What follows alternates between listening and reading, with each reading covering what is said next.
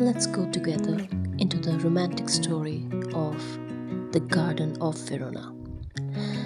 In the moonlight city of Verona, where stone balconies leaned like listening ears and fountain whispered secret to the night, lived a young poet named Adrian. His heart was rich with verses, yet empty of love.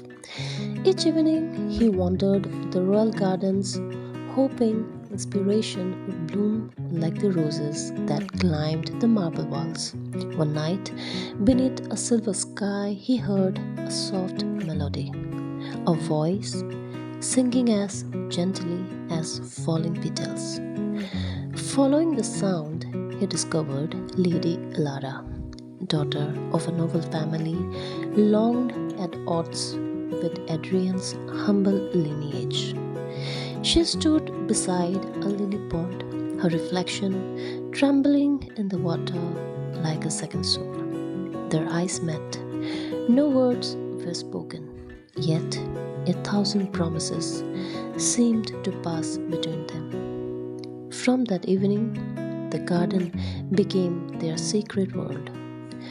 They met where Ivy wailed the statues and fireflies painted stars upon the grasses. Adrian shared poem born from his heart. Ilera answered with laughter brighter than dawn. Love, swift and fearless, took roots between them. But Verona was a city where old grudges walked like ghosts.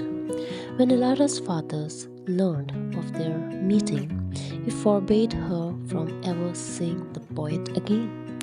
Love is a luxury for the powerful, he declared, not a dream for the poor. Days turned heavy, night grew silent, yet love, like the moon, refused to vanish. One stormy evening, Ilera escaped her chamber and returned to the garden. Adrian was there, drenched by rain, yet steadfast as a statue's curved from hope itself. They spoke not of fear, only of truth.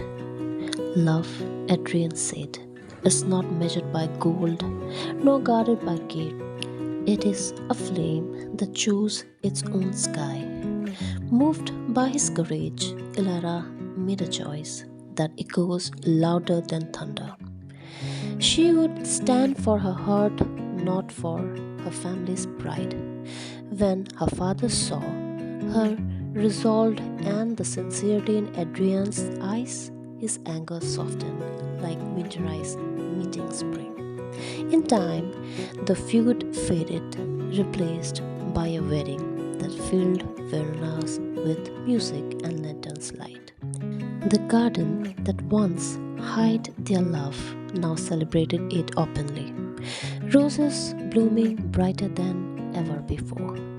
And so the poet who once sought inspiration found it not in star or statues, but in a brave heart that chose love over fear. For in every age, in every city, love remains the truest verse ever written, not by the ink upon the paper, but by the courage upon the soul. With this beautiful romantic story, I wish everyone happy Valentine's Day.